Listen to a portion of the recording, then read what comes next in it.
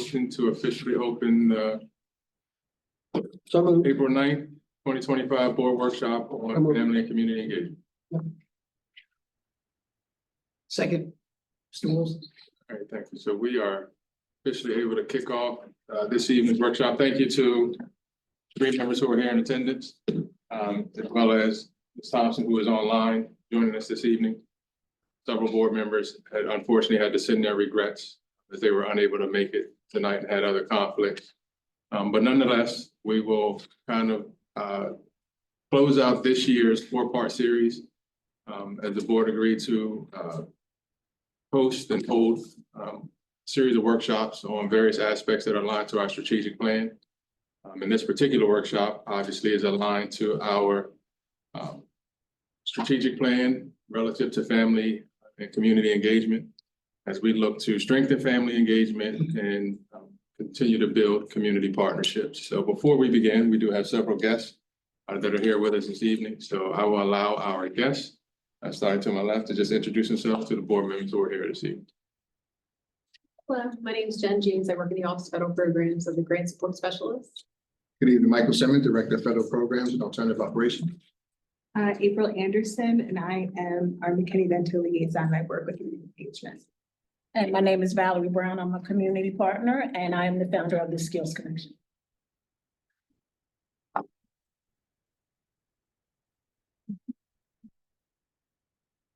You can go to the next slide.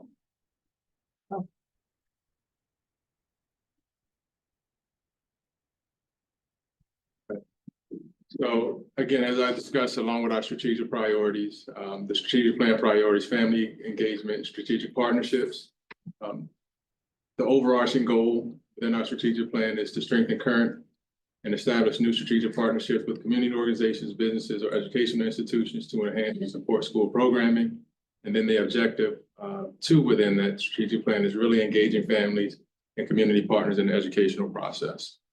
And just some foundational documents and things that we use, obviously, when we're building the strategic plan, was really looking at the national standards for PTA, family school partnerships, that really kind of has several pillars. One is welcome all families.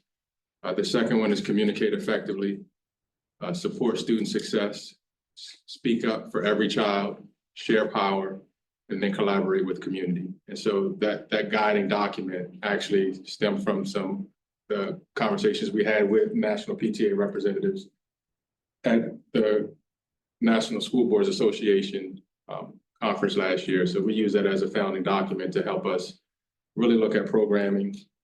It's an evolving landscape, and we're going to do a norming activity or brainstorming activity just to get us started. So Ms. Stevens, you can go to the next slide.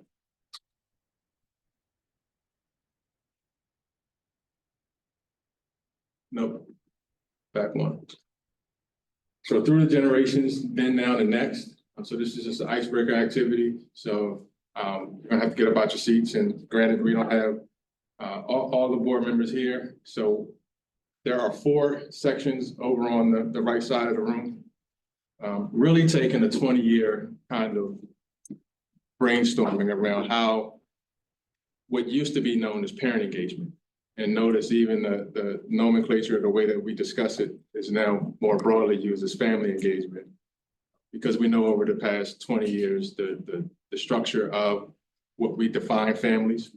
We have a lot of our students who are raised by relative caregivers, grandparents, single family households, single parent households. So that designation around parent is unfortunately an assumption in a lot of regards that our students are being raised within the nuclear family structure. And we know that dynamic really doesn't play out. So when we speak family holistically, we are a part of our students and the community structure as a family. So there's 1, 2, 3, 4, 5, 6, 7. So how about we just get into pairs? So Mr. Leonard and Ms. Sanders can go to 2005 to 2010. Ms. Brown and Mr. Wilson can take 2010 to 2015. Okay. Yes.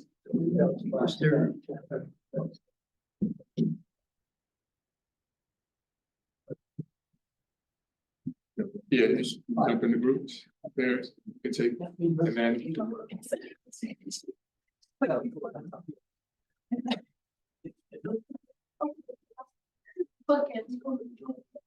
Actually, it's, okay. Mr. Simmons, you want to enjoy?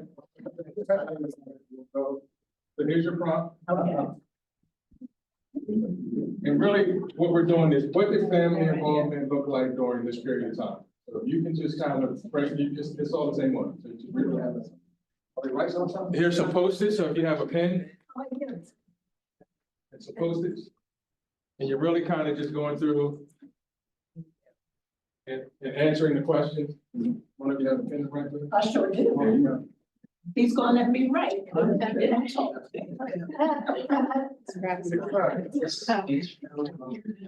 2010 to 2015. Yes.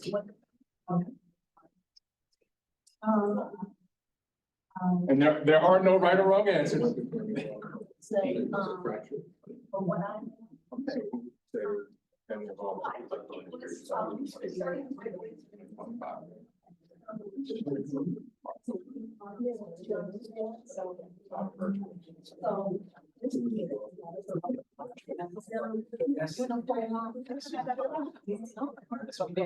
Active parent. This one.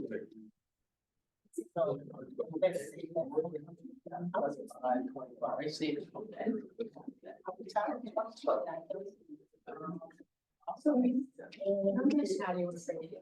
Remember? Correct.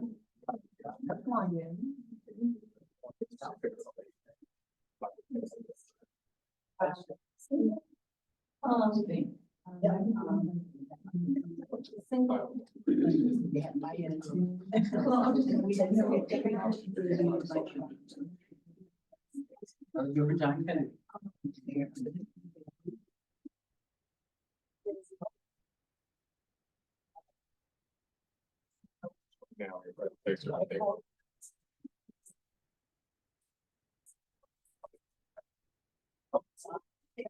Yes.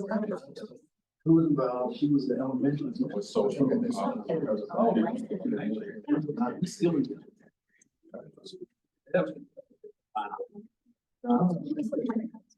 Yes. Yes, yes. We did. So, children. What did you see? What do you yeah, she followed home. No. Phone and paper. Oh, yeah. Paper, Paper. paper notice. You know, went home to church. Right. Middle schoolers. Right. It was missing a lot of that. That was the reason. Oh,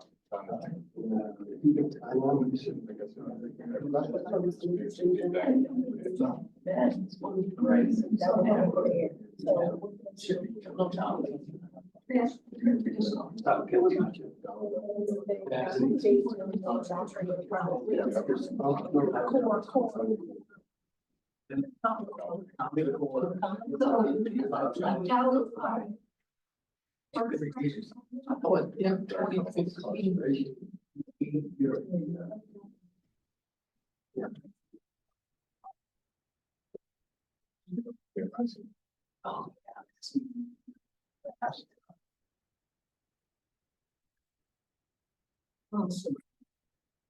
So again, there will be no test on this. This is just a brainstorming activity that's, Well, we work in our brains, that's what the thing. that we're gonna take about another minute or so. 16. 12.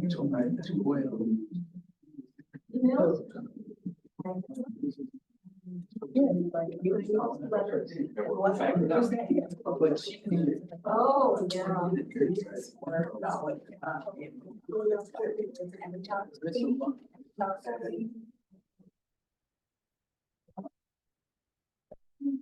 yeah. There were a lot of platforms. I see one. Well,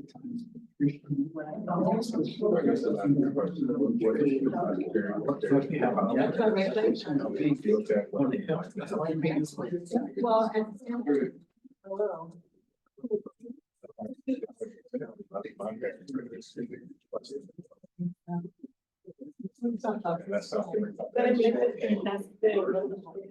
Yeah. I think. Helps that.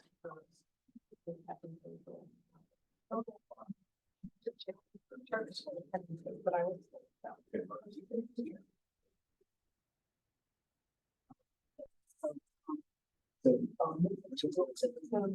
Thirty more seconds. Yeah. 30 seconds.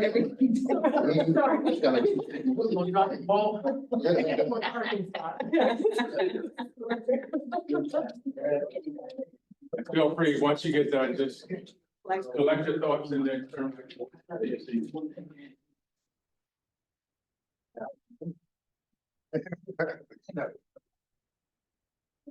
Yes.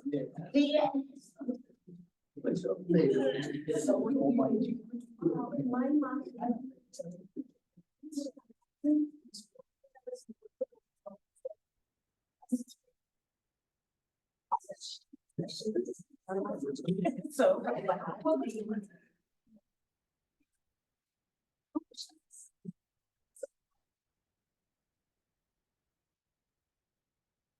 We'll just say, get those down.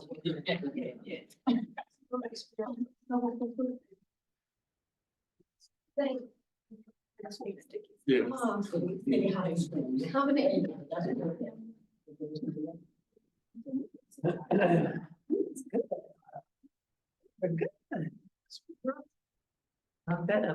it. You know. I just like them. Why we love you. That's how you gotta live these days. You can't be gone. All right, so if we went through the cycle, and again, really looking at it from really the 20-year, 2 decades of policy shifts in community, shifts in culture, belief systems to a degree. Holistically, if we look at the window where we're in now, which is 20 to 25, what would we say family engagement, community partnerships look like? So the first question was, what did the family involvement look like during this period of time? We see a lot of Zoom, Yeah, a lot of hybrid stuff. a yeah. lot of hybrid stuff, I think, in terms of that level of engagement. Right. I think we're competing with a lot of different entities and schedules, especially this time of year, whether that's spring sports, activities and engagement for those who have access to it, different programs, and then ultimately who's left out. Right. Oh, my God. We have a lot of activation around student voice. Right. So when we talk about family engagement, we've defaulted more to not only just the parent, it's really activating student voice. Platforms, again, we talked about a lot of technology driven. Yeah. And then what social or policy shifts shape family engagement. And I think for us in this period of time, COVID probably was the most dominant one. Yes. Yeah. Because it really activated that need for parents to want to have say, not only in the health, but what their children were learning, because they were more active now than actually seeing a lot of what was coming home, and, you know, from book banning to all the other political kinds of things that we've dealt with. Any other thoughts around the 20 to 25, this window that we currently see ourselves in? Darrell, I would say there's a lot of social media that's Yeah. created a real different dynamic. Yes, we put that on there too. Social media definitely plays a role, just in terms of where people get their information, how they interpret information. That's the biggest thing.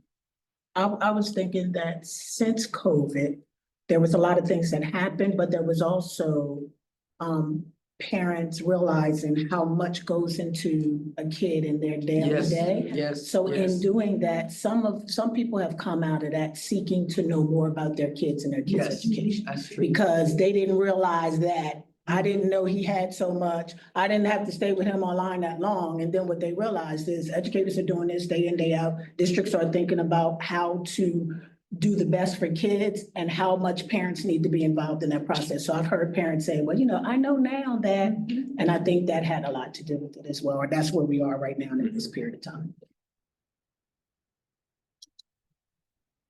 One thing you see a lot at the different schools that we do have, we try to lure the parent out in the evening times, along with the kids. We providing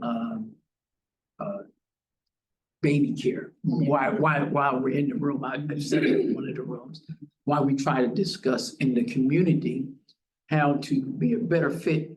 The school can be a better fit for not just the child, but the parents as well, and getting the parents involved with that part. Sometimes it's hard, but just by having that meal in the schools means a lot. That even though it's pizza or soda or water, it become interactive, and I see that has helped a lot, because a lot of people, it's just everybody's so busy. Everybody's scheduled so busy. Just previously said that, not just the parents, but the teenagers. Yeah. You understand what I'm saying? Middle school to high school.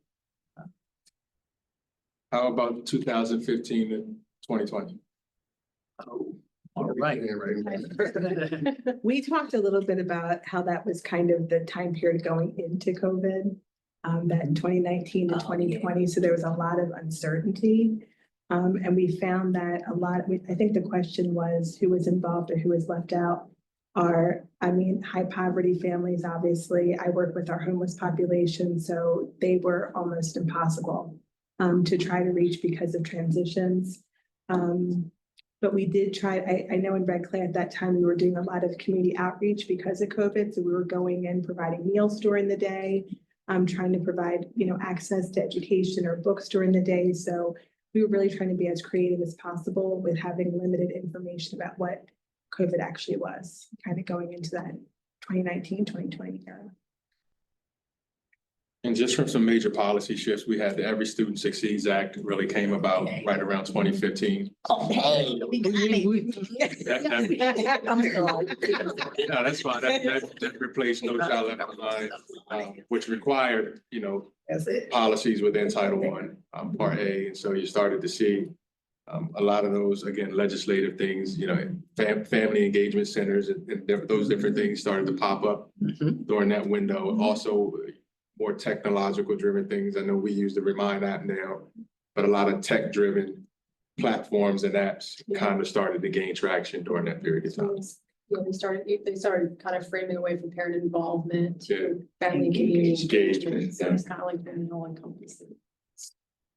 So how about 2010, 2015? I'll read it. I'll let you chill. Let me chill. All right. We said, in a desire to support students, sometimes we left parents out. Like, get them here, we'll feed them, we'll clothe them, we'll do all these things, but not understanding that some of the things we do now allows parents to be involved, providing childcare, providing food and all of those other things. Communication, we said in-person, phone and paper mainly. We were shifting toward, I don't know when we got one-to-one. Does anybody know when the district got one-to-one? That's probably around That's down here. Down here. Right. And we put Every Child Succeed Act as far as policies and healthy meals with Michelle Obama and talking about how kids eat nutrition and things like that. And it also was that shift because that's when we really started thinking about the whole child and what they eat, not just coming to school and what we're giving them, education, but we're shifting towards that. Also moving towards more inclusive policies that we wanted to kind of expand and thinking about kids in a different way and supporting all kinds of kids. And then both of us are old city high school people, went to PS. I graduated from Wilmington High. So that was our experience that we went to city high schools in Wilmington. And that was also the Common Core era. Yeah, you said Common Core. Race to the top really influenced and pushed a lot of, policies to shift that and around things like, again, dedicated resources to Title I, but state standards, Common Core state standards got rolled out during the period of time as well. Yeah. And how about if we, again, working our way back 2005 to 2010? The only thing I can say is my experience at AI High. I always go back to AI High. Awesome. And, that's my first 10 years there. And, of course, I went through a big transition. We had tons of family engagement and involvement that period of time. Being a wrestling coach, we filled the gym with parents. Then after 2010 to 2015, I saw a big shift where we had no parents, one or two coming to the events, one or two coming to open house. We went from a packed house to 5 or 6 parents coming for open house, which was crazy. So it was like night and day in that transition. With the emergence of magnet schools and charter schools, it's kind of drawing a lot of kids from AI. So it's like 2 different worlds. In the classroom, we try to get a hold of parents. It's pretty tough to get a hold of parents or families. They're working 2 jobs, 2 or 3 jobs, or a lot of the males were incarcerated. So it's hard to, even when we had conferences, they would not show up. So it was kind of difficult time to get the communication out to them, even with the papers we sent, calls, 3 or 4 calls and no answers back. So it got difficult towards 2010 to 2015 is when it started shifting, in my opinion, at least there. Yeah, and I think during that time you saw, well, the 5 and again, there was a No Child Left Behind Act era. We had mandated school choice. A lot of regards schools were designated as failing schools. We had supplemental educational services, if we remember those days where we had mandatory summer school. In terms of communication, it was the rise of newsletters, websites started to become prevalent. That was part of that .com websites and things in terms of communication modalities. PTAs and parent organizations were more focused on fundraising. Ancillary school supports, not necessarily, again, where we find ourselves now, where it's more, wanting to know, really engaged and kind of have parent voice in what children are learning in school. So that's just kind of a brainstorm to really say, albeit it may feel like short sometimes when we look at the last 20 or so years, a lot of change. Systemic change, both from federal, state, local levels have changed. Societal norms have shifted and changed, where a lot of our students now have, understandably so, more voice, but a lot of that voice tends to be parentified, because the nuclear structure of the family isn't what it is. And so we rely on partners and partnerships. And so when we talk about, Stephen, you go to the next slide, family and community partnerships and engagement, it really behooves us to take a holistic approach. So, And with that being said, Dr. Green, I mean, when we decided to move forward and change the philosophy behind the resource fair, which it used to be a couple of years ago, went down to talk to Dr. Green, and he said, hey, Mike, why don't we do something for the community? So we thought about having a block party at Warner. And because of some of the restraints as far as with the community, typically they have races around that time, we couldn't have that one. So we decided, hey, let's move it to Stanton Middle School, which was a great idea. This will be going into our 4th year with our block party. And it has been a great turnout. Success. It has. We are up to about 30 community partners. And as far as our donations, we have from Amazon, RCEF, Cafe Napoli, Jack's Country Made, and Double Slice Pizza. And we can hope to this year to continue to make it bigger and better. So with that being said, I want to give you guys an intro of last year's block party.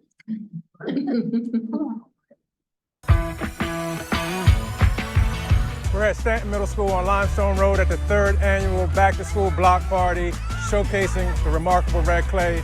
We have all of our schools here giving out information from programs, back to school supplies, community partners offering a plethora of services from mental health services to tutoring, Children and Families First. A lot of different organizations are out here today showcasing all that we have to offer as a school community.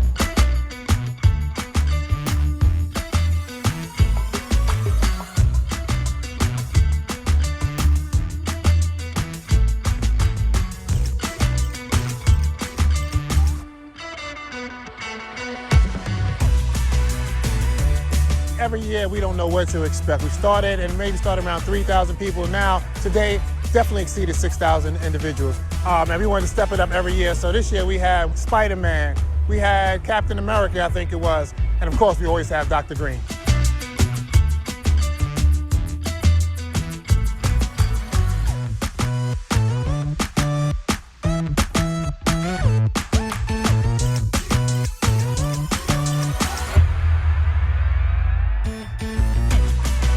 At the end of the day, it's just about the laughter, the love, the joy that you hear in the atmosphere, the smiles on our student faces, but more importantly, the reassurance and trust that we're building with our parents and our community, that we're offering the necessary supports to schools as we head into the 2024-2025 school year.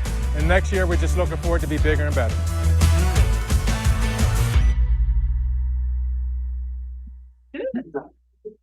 So again, I think We're at Stanton Middle School. so we're gonna talk again, family engagement and education, and so we have the RC, and really looking at it through the lens of not only the RC PAC, but also identifying other avenues in terms of how we're reaching and attempting to reach our community in this ever-evolving landscape when we know that that mile marker continues to get pushed out. Whether that would be through technology, we were at the National School Boards Association this past weekend and really collaborating and networking with other school districts who are also chasing that mile marker as it continues to get pushed out, right? And so we know that we're competing for a lot of the time and attention of our families. So the goal again this evening is to really kind of hone in and show you what we're currently doing, but obviously knowing that we're going to continue to have this shared vision as we move forward to strengthen not only the trust building, because trust is something you earn over time and you spend it down and then you got to keep earning it as dynamics change and working with our families in the community. Steven, you go to the next slide.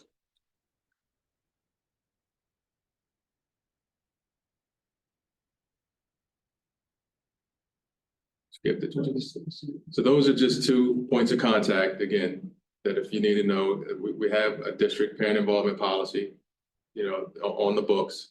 You can go to the next slide, see. And then any questions around family engagement, the RC PAC, you can reach out to Miss April Anderson. Her contact information is there. And we'll jump right into it. So what is the PAC? Sure. So our Red Clay Parent Advisory Committee Council, that's a program that we have monthly, pretty much here at the district office.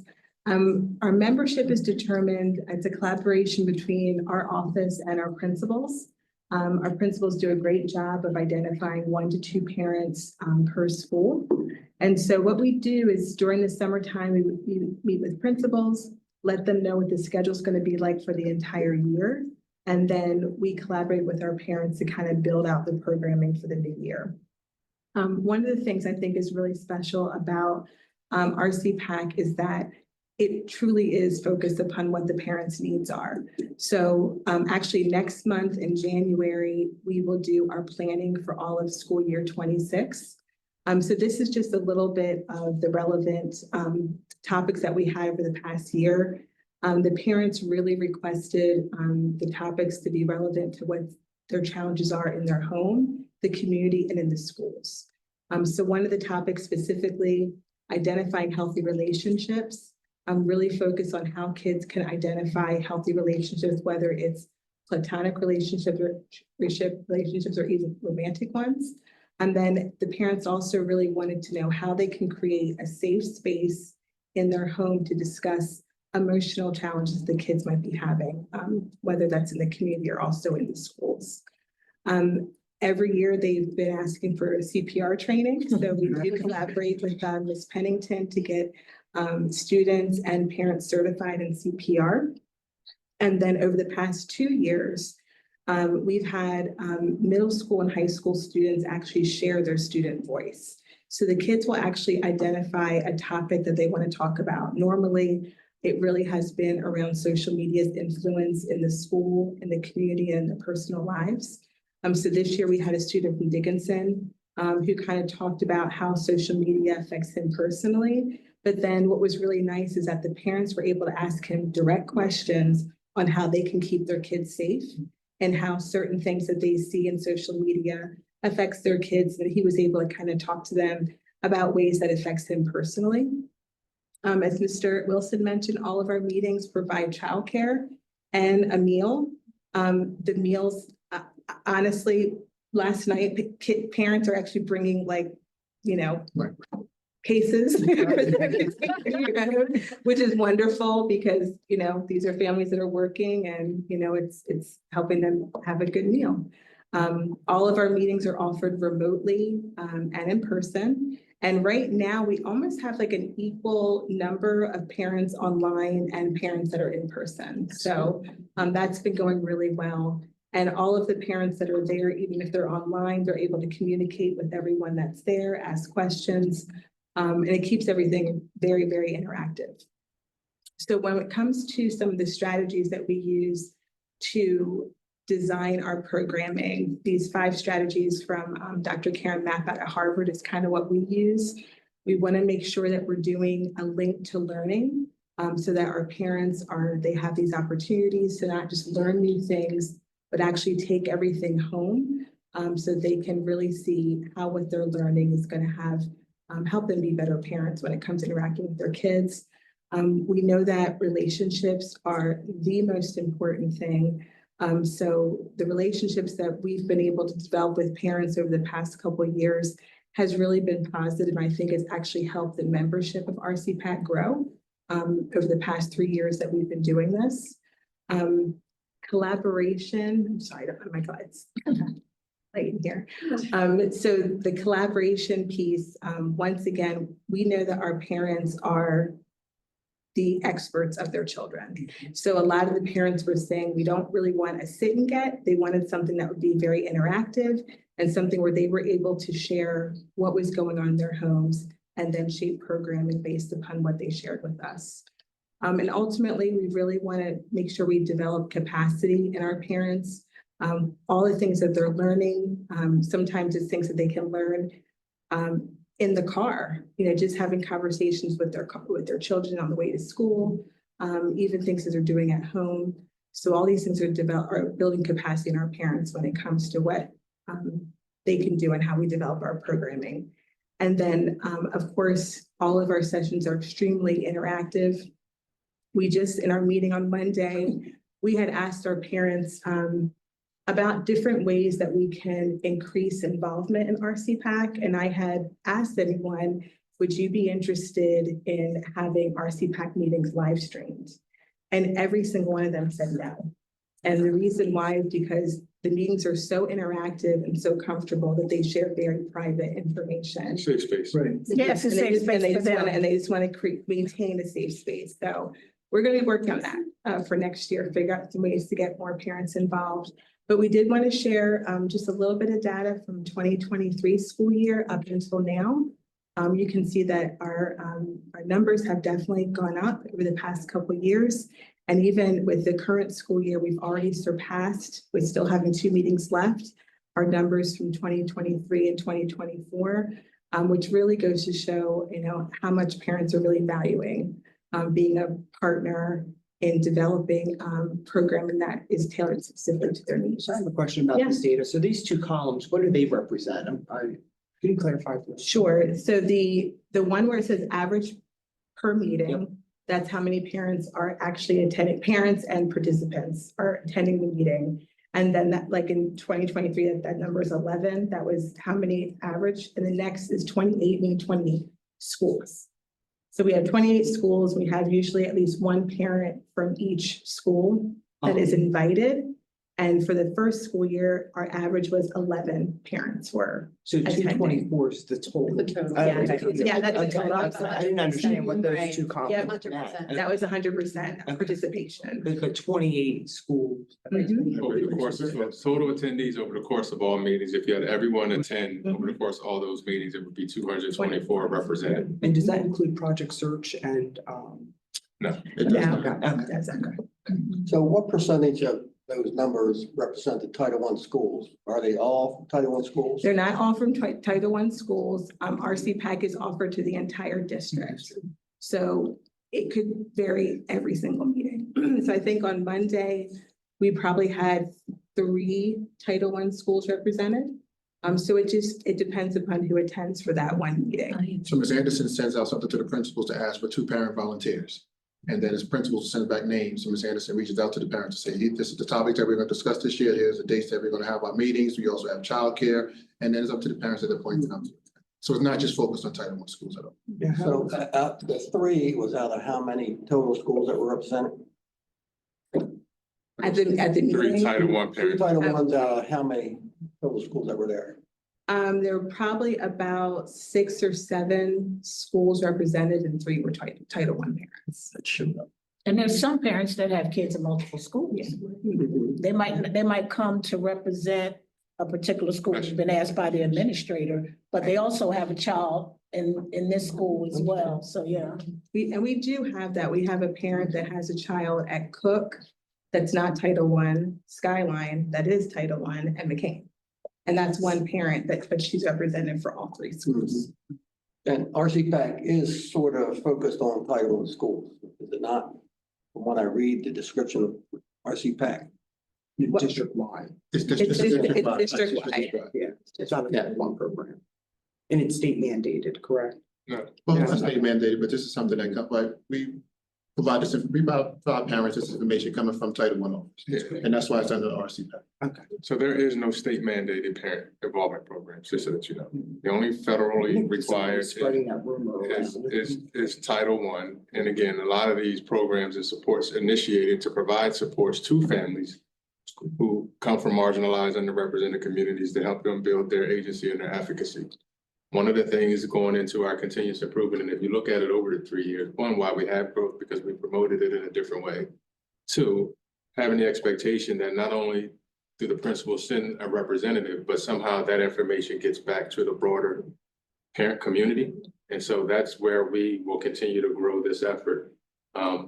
Because again, parents also have other volunteer hours and things that they're doing. They're part of other groups within the schools. And ultimately, we want every parent who may have a need to how I support my child with social media. But it is a safe space, you know, having attended, obviously, the RCPAC, that they're bringing real issues to the table. So that's just one avenue of how we're working to support families. It's great. It's impressive. And this is just some of the feedback that we've gotten from our parents, just talking about how much they really appreciate and value what they've been learning there. Our parent at Ritchie, she's actually the head of the PTO at Ritchie, and she's been really taking the lead in bringing back what she learned from RCPAC right back to the school. So that's really that's the design of the council. She definitely, the parents that, like I said, the parents that we have that are going, they do a really good job of bringing information right back to their school communities.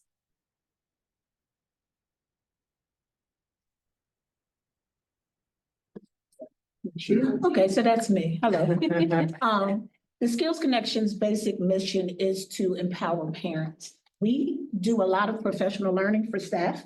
We have all these things, they have all these days off, right? And as a former educator, we get new techniques, we learn about what the latest research, evidence-based programs. And the mission for us is to actually share that information with parents so that they get to know what trauma-informed is. They get to know about SEL and MTSS and how it impacts them. We also give them examples of what this looks like at home. MTSS at home looks like this. We did something and we did a session in the beginning of the year, talk about back to the basics. You might not know what iReady is, you might not know what the latest math curriculum is, but you can teach your kids addition and subtraction, and you can teach them phonics. No matter what, that will support you, that would let you support your child academically. And then I think there's another slide. So in 2019, there was a group, Red Clay sent a group in Title I, and we went to Harvard. And Harvard, and we went for 4 or 5 days. It was a summer program. And the title of it was Family Engagement in Education, Creating Effective Home and School Partnerships for Student Success. Because that's the ultimate goal, right? Our ultimate goal is to get our kids to be successful, whatever that definition is for that kid. And that's what I try to explain to parents. When you talk about MTSS and supporting your kids, your child's success might look different than another child's, but what is it that your child needs? So when we went to there, the one thing that we learned is that the way to help parents is to build capacity and teach them skills that they can do with their children at home. Not just give them information, hey, come, this is what we do, and then pass them on from there. So next slide. So these were the samples. I think the links are in the actual note page, where we talked about the kids, keeping kids safe in technological world and student voice. The gentleman from Dickinson did an awesome job. And the parents is such a safe space for parents. They were asking, well, how do you do this? And his mother was there as well. And she was saying, well, this is what I do with him and this is what I do with him. So it's not just somebody standing up there. This is actually very interactive. People get to say what's relevant. They get to share information. I think last night we had maybe 4 or 5 parents that kept doing like this. And I was like, God, you don't have to raise your hand. We're all in this together. And then the other one was healthy relationship and safe spaces, getting them to understand you want your kids to be able to come and talk to you. Yes. And whatever the circumstance is, how do you create that? And we all agreed, we kind of did something, Dr. Green, like you did here. However you grew up, we know life has changed, things has changed, so you might have to do things differently for kids. But the exciting thing is talking to parents and say, you know what? I did that and I see this improvement in my kid and it's great. We talk about self-advocacy. I think I met a few of you at the block party and gave out some tools on self-advocacy, time management, all those things that we want kids to do just to be better and be successful. I still have your sheets. Okay. So that's it, but I'm excited for the partnership and I think the parents just, when they come in, even the kids, I have a kid that runs to the door and gives me a hug every time she comes before whatever, just that being a safe space. And everybody leaves with some information and that's the ultimate goal. So just for clarity, your organization is paid by the district, right? Yes. You are a contractor. Yes, I am a contractor. Okay, yeah, I've seen that in the budget. I'm a contractor. Just want to clarify that. Yes, absolutely. And so here's some PTA numbers, because again, when we talk about advocacy, it's not a one size or fits all proposition in terms of how families can engage. So here are the schools that are represented across in the total PTA membership. And again, as I shared, we use the PTA Family School Partnerships standards, national standards, as a part of a guiding and anchor document for how we're looking at family and community engagement. But that requires a lot of organization on behalf of families, the structure, the dues, and a lot of support. And so where you see our active PTAs, North Star being the largest, Cook being the second, HB in particular, but about 10% of that population is represented just in terms of families or our overall district enrollment. So when you talk about 1,500 or so, with us having a district of 15,000. Really looking again at various programs that they provide in terms of support. I had the opportunity to work similarly with RCPAC, with the PTA leadership earlier this year, to really kind of get their insight around what they feel and how the district can better support. And some of the same topics came up. Actually a lot of them wanted more parent-facing, like wellness efforts, because parents feel the strain.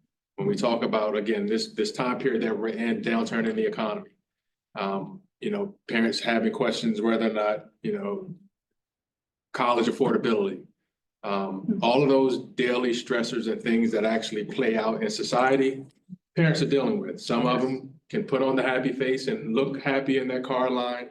But an indicator for me, when we look at community-wide, when they have the food bank has the food drive right here in Ellesmere, that line is wrapped around the corner. They didn't get food last month. And they didn't get food last month because of what's actually happening Hot. society-wise. So then you got to realize I got so many calls. those are hungry families that are coming in Yes. to our schools. And so really working with, the PTA and the PTA leadership, regardless of what the membership reflects, there's a need across the district. And the parents kind of expressed that need. So some of the things that they've done, again, fall fundraisers at Forest Oak, Family Skate Night at Christiana Skating Rink. They do teacher reimbursements. They provide $100 grants to teachers who sign up for classroom supplies through PTA. Breakfast with Santa was in December. Teacher Appreciation Holiday Luncheon. Bingo Night was in February. Joe Corby's fundraiser last month, and then some upcoming events, Teacher Appreciation Week in May, Panther Play Day in May, and then 5th grade celebration. Heritage, for example, $600 to planners, $1,300 for 5th grade t-shirts. $3,000 for new outdoor tables for outdoor classroom. They're working on humane education, so they do a lot of educational type programs. Fall Fest, teacher appreciation are some examples. Linden Hill, I know I was just there last week. A lot of parent volunteers at the book fair. And they had, I want to say it was a leadership night where don't get it twisted. It was the event they actually had last week. So they held their first ever Don't Get It Twisted community event in collaboration with the Linden Hill Diversity Team to celebrate Autism Awareness Month, inclusion, kindness, and awareness while promoting a supportive Linden Hill community. And they made pretzels. Don't get it twisted. Right, So got it. that was the kind of theme. Right. They had various games and activities, and I want to say they were expecting upwards of 300 families participating in that event last week. So again, and you can see it across the board. Warner has math nights, things that are supported by families. So when we say families aren't involved, I think sometimes that's very judgmental. It's the question we should be asking is how can we keep families involved? And a lot of times families pick and choose what their family need, and what my family may need may not necessarily be the same thing, regardless of, again, where you may be in terms of what people's perception of the school may be. There again, generally is a lot of need across the district. But our PTA, again, being a partner organization, so we're thankful for the work that our PTAs do to support. My question is, why only 9 schools out of the district have PTAs? Because that's what they choose. That's an organization. So the other ones don't have any? Well, some do. Skyline has the SSA. Some have PTOs because they don't go Take through risks. and they don't have It's the a process. process. Yeah. And it's a lot, gotta pay I mean, you for have to have the membership. volunteers in place, the officers in place. They're former officers, so not everyone chooses to be a PTA. They don't, you have membership dues that's required. that you have to pay, yeah. So certain schools, but they get a lot of advocacy, they get national advocacy, they get technical assistance and supports, and the schools that choose to do it are the ones that do. The others, again, have PTOs, some have SSAs, in particular like Skyline. I will throw this tidbit in there, is that the Kelly Coffey with the Delaware State PTA, she actually helped open the Warner PTA. She's doing a lot to eliminate those barriers for families, because I think at one point it became too much. And they really have learned a lot from the past and are doing a lot to regain some of those PTAs back. And some of that is communication with our families, communicating in multiple languages. We have a high Hispanic population. And so how do we look at, supporting them around, organizations? So it's just, those are just formal PTAs within our district. So it's not, we can't require a school to have a PTA, but you have boosters. You have at the secondary level, you have alumni associations. There's a whole host of things that promote community TSO. involvement. Next slide, Steve. So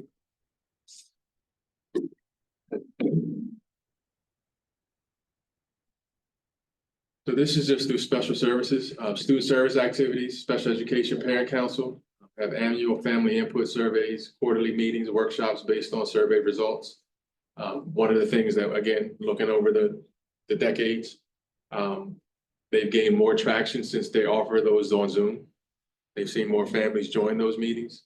Some of the topics for this year, or looking into planning for your child's IEP, that also came out of my convening with PTA. A lot of them feel like they need just some IEP 101 supports and training. So the planning for child's IEP, mental health supports again. And my conversation with PTA wasn't just for students. A lot of our families felt like they needed that safe space to deal with a lot of the stressors that parents are dealing with.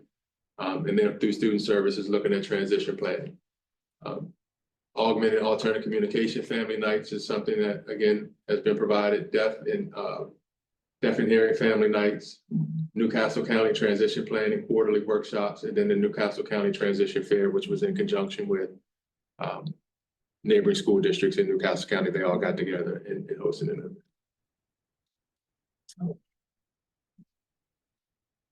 Through our multilingual learner office, because you need translation and support, so we offer free adult ed classes offered to families of multilingual learners focused on engaging with their child's teacher, excelling at work, or connecting with friends. We also have had Our Groves Adult Ed program offer those adult basic ed courses and programs at John Dickinson. And then we have a partnership with the Hispanic American Association of Delaware to look at program and supports for our Spanish-speaking newcomer multilingual families by engaging them to become the best partners in their child's education. Had an opportunity earlier today to attend the Delaware Teachers Institute event at the University of Delaware, where our teachers and students were presenting, and Ms. Carianne Flynn, who is a teacher at the John Dickinson School, who teaches multilingual learners, actually had two newcomers to us. And newcomers means a child who has been in the United States for less than a year. So they get those multilingual learner supports and services. But to hear those two students present on the benefits of what they're learning truly was, I think, an impactful and powerful moment today to kind of see that work in action and to see the parents there watching their children present. And so again, that's another means of family engagement where, you know, again, that's a deposit in that trust account where they see, you know, work actually being done. But there's more work to do around there. We had partnered with the Hispanic American Association at the earlier part of this year. I attended several convenings along with the Latin American Community Center around challenges with immigration. When we talk about engaging with the community to make sure that they understand where the district stands as it relates to various supports. Strong partnership with Latin American Community Center, just not only through parent, oh, go back, you're going too fast. You know, really looking at programs to support families, specifically at Lewis, after school supports and programs, adult education programs that they offer, as well as life empowerment, which focus on the immediate needs of families. So families can, you know, whether that's coming to our attention or vice versa through the community's attention, there's that symbiotic relationship with LACC, and they are anchor partner in the work that we do. We also have Communities in Schools Delaware. Communities in Schools CIS provides services to both our middle and high school students. One of the things that we learned during, again, COVID, when chronic absenteeism became an issue, we worked with Communities in Schools in Delaware, as well as neighboring Newcastle County school districts to create what was called Boost 22. That really was the focus on students who were graduating with the class of 2022, but that's now extended to Boost 2026 for the class of 2026, where we profile and work with students and families of students, primarily in the city of Wilmington. Although CIS supports students across the district, but for this Boost initiative, to work with families in the city of Wilmington, a lot of our students entered the workforce during COVID. Yeah. And you know, become earners for their household. And so how do we support those students and those families to help those students get to the finish line? So Communities in Schools is one of our anchor partners in really doing that work. And the partnership also provides family assistance and engages families to give them access to information, both in and out of school. And again, there's a trust factor there. So sometimes with those graduation coordinator coaches, they are the trusted voice, and then they can bring information back to the school that families might be reluctant to share. We talked about Hispanic American Association. You know, we partner with them for the PLACE program, which conducts regular family sessions to connect regular families with local resources covering housing, mental health, immigration, parenting, and other supports throughout the PLACE program. Again, their information is linked in there on their Facebook page. So is that connected with Ms. Anderson, tied in with the Tied in with the Hispanic American Association of Delaware? Far as you saying, the family sessions connect the Red Cape family the RC PAC? with the local resources covering the housing, mental. So that's not McKinney. McKinney-Vento is totally separate. it's totally separate. We have families who aren't designated. All right, so this is the RCPAC would be tied in with this. No, this is in addition to. This is extra. It's in addition to. I'm not gonna say it's extra because it's all needed. Yeah, right, yeah, but you know, when you say it's extra, that's what I'm saying, extra source. to help These are all families. extra. These are all That's a my. broader scope of resources in Right. addition to McKinney-Vento. McKinney-Vento is for families who are designated to be, Right. Criteria. Yeah, I Displaced, understand that, right. but in Red Clay, we have a lot of families, whether it's Spanish or whatever, Right. right now that is having some of these issues. yeah, but everyone isn't declaring homeless. There could be multiple And that's occupancies. true. And so a lot of this might be, again, outside of the criteria, Right. again, there is a notion that I think, it's called Alice families. It's asset limited, income constrained but employed, Alice. Yeah, okay. So those are the families who don't qualify for state public assistance. Just about the. That's it. Right there. I agree, right, But- that's what I'm saying. But what they are is a flat tire, a medical issue, Mhm. a leaky roof away from poverty. Yes, And that's about 60% of the families yes, in the state of Delaware that's true.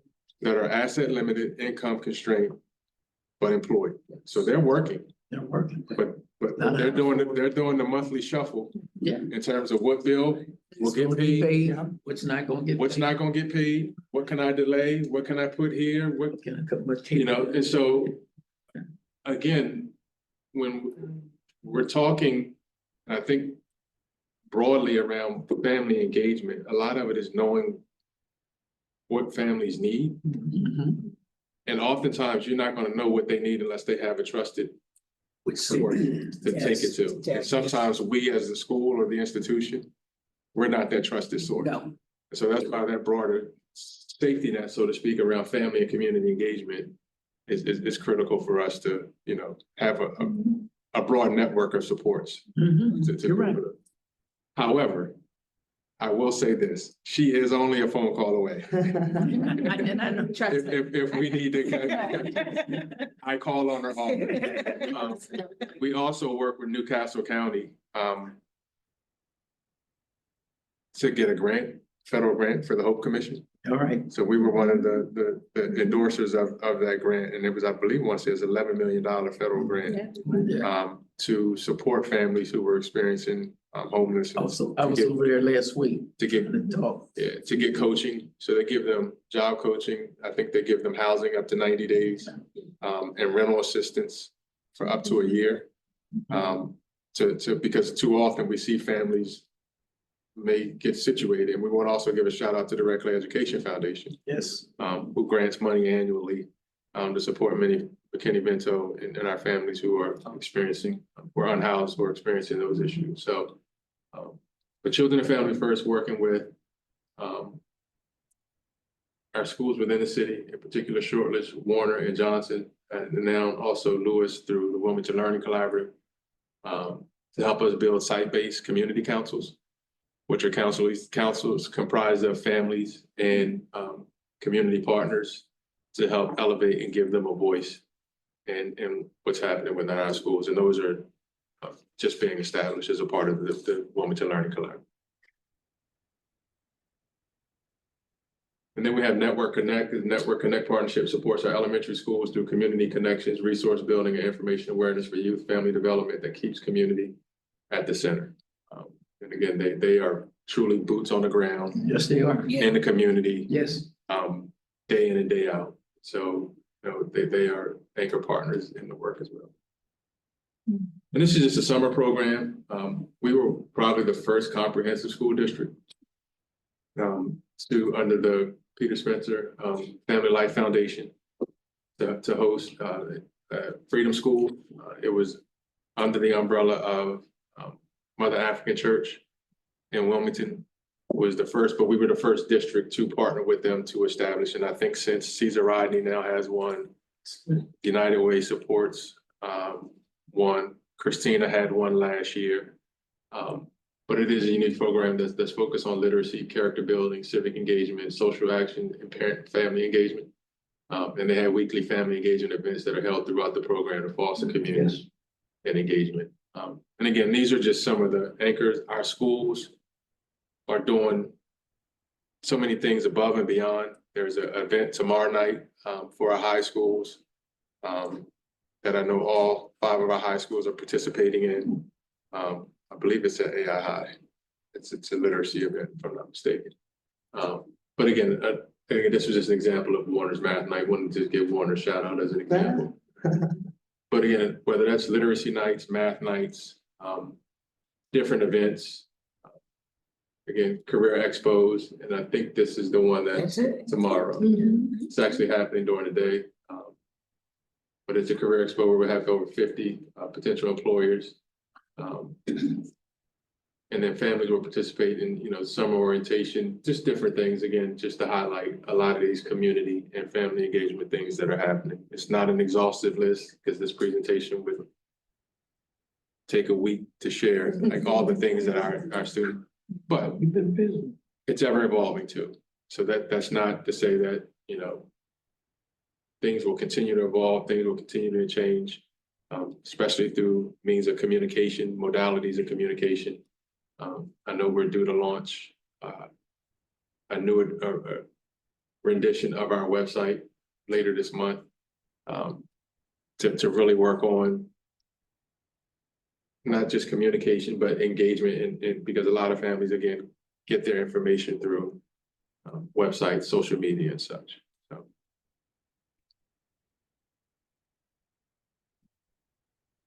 Questions? I have a question. Coach, is that Dickinson? No. That was where they were providing the classes. Okay, but they're still at AI. Yes. Okay. I just referred someone the other day. Yeah. There was a- They're still there. Yeah. Okay. I have a So I was like, I question. told them today. It is, you're right. Okay, good. One is, what effect would cutting the Title I funding have on you guys in the district? Oh, we have a big effect on us. We have a number of teachers that are paid through Title I funds, a number of district administrators are paid through Title I funds, and some of the funding for these programs are paid through Title I. So we're almost definitely gonna have cuts in that. the way things- Well, not necessarily. So right now, I guess the assumption is funds are being cut, which isn't the case. So there is no indication that the funding will get cut, but what actually is happening with title funds is costs are increasing.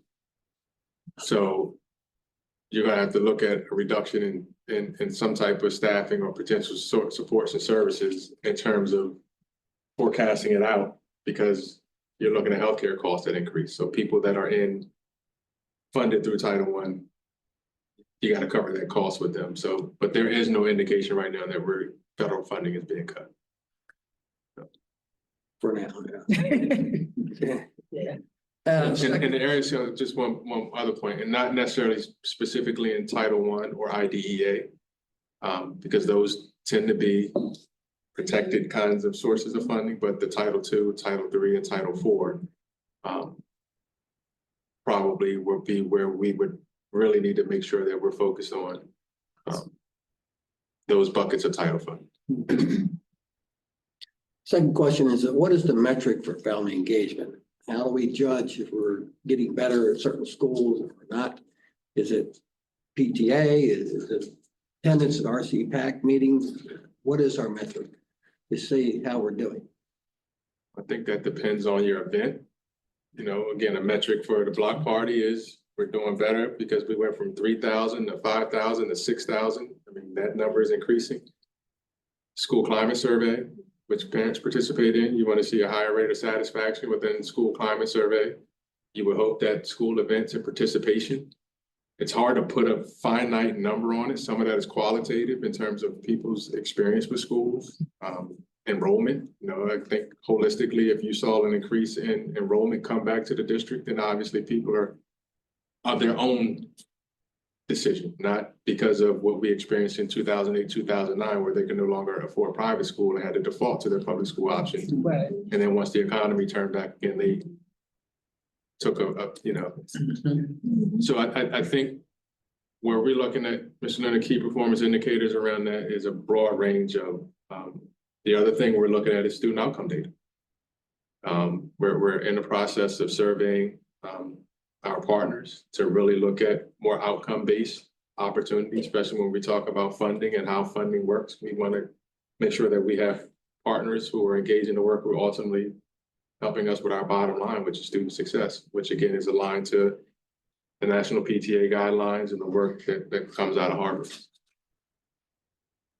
So, family engagement, of course, would go hand in hand with attendance, I guess. Because I'm seeing, I got the numbers here from last year. Yeah, in the 50s and 60s in our traditional high schools versus some other schools that are 90s, 89 and so forth. What are we doing to address that? If it's family engagement, how do we address it as it pertains to attendance? Because attendance, of course, goes hand in hand with. So we just literally last week met with building principals. Attendance will be in every school's continuous improvement plan as a key performance indicator. A lot of that too is unfortunately a second grader isn't responsible for getting themselves up and going to school. And so if they're not showing up, obviously there are some things that that family might be dealing with. There's also a mindset around expectations. It's part education, you know, so those are a lot of the strategies that we're using. You don't want to pull families into truancy court. No. But there is a level of accountability that when you get to a 10-day threshold, we are required to refer them to a visiting teacher to do that.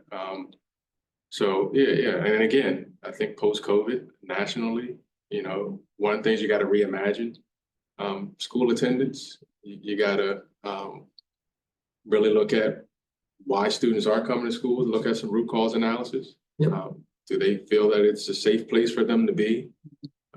Again, I think traditionally, if we go back to what it looked like 2005 versus what it looks like 2025, if I'm a high school student, they're competing with a lot. There's a lot of things that are drawing their attention away from school that they're gravitating toward. And so how do we look at programming, access to co-curricular, extracurricular activities? So it's a holistic approach to, and teacher-student relationship. Again, so that satisfaction survey, school climate survey, and how we analyze that to look at student to staff relationships, student to student relationships, and then continue to work with families who have a desired need. See if we can work to support, meet that need.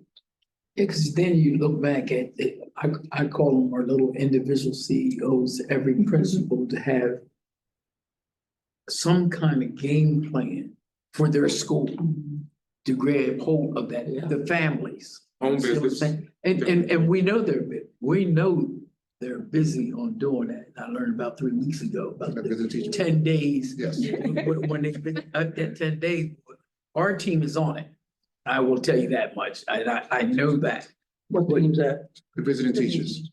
Yes, We had a presentation last month, right before the board meeting, and the visiting teachers are in every school. yes. They meet once a month with the school principals and administrative team to talk about the red triangle students that aren't showing up for school. Do you think that's consistent school to school? As That's far as, required. yes, that's a requirement. It's a requirement. So the excess comes from who has that creative mind that I'm gonna grasp this. So, but here's the thing, you have some states and places are now paying students to come to school. Yes. What? I just heard that. Yeah, Yes, giving the family vouchers. they're paying them to come. We're paying to play sports like college. Again, I think, NIL deal, We have a full team. you know, and what we deal with is it's a national epidemic right now. Right. In terms of that very issue that you're talking about. I agree. And rather than us focus on this idea of chronic absenteeism, we're saying on-track attendance. Yes. That starts with, are you coming late? If you're not there. And the other thing too is a simple exercise that we're going to implore schools to do next year. It's called connecting the dots. And it's a simple thing. You can take a roster sheet and pass it around the staff and tell the staff members to put a dot next to the student that they have a relationship or connection with. And figure out which students don't have any dots next to their names. Right? Oh, God. You see, And then look at attendance. there you go. And if I don't feel I have a trusting or caring adult in this place that you expect me to come every day, why would I want to come every day? And so there are little tricks and things that we can do that we're going to implore our staff to be able to do. And then vice versa. A more powerful way to do it, which I've done it in the past, is to give that list of teachers to students Oh, and tell the students to put a dot next to the teacher Yeah. that they have a relationship with. Mhm. And typically, in my experience, there's a handful of educators in that building that every student, even if they don't have them, as a classroom teacher, specifically at high school, that they know, whether that was through the experience of a sibling or a friend or someone who's running activities, who makes them feel good about who they are as individuals. So we have our work cut out for us to continue this work around supporting families. So again, I don't want to paint a picture like it's not work to be done, because this is an ever evolving, proposition. Again, we saw a dip in attendance, and I shared this when we were at a couple of community events, specifically at the LACC, and telling them, don't trust what your children are telling you, that it's not safe to come to school. Because of the language barrier, because they would literally tell them and use that as a ploy to get out of it. So there's a lot again, but this is just a snapshot of what we're doing. One, to let the board know that aligned to our priorities and strategic sense, that this is one of the things that we are hyper focused on. And it will be in every school's continuous improvement plan next year in terms of family engagement. That's a non-negotiable priority. Now I have a question. How are goals formulated for parent community engagement? Like, how do we look at goals? Attendance, you look at events, you look at programming, you look at, do you have an active PTA or parent organization? Do you have someone aligned to PAC? And then ultimately, school climate surveys and different aspects of how that's structured.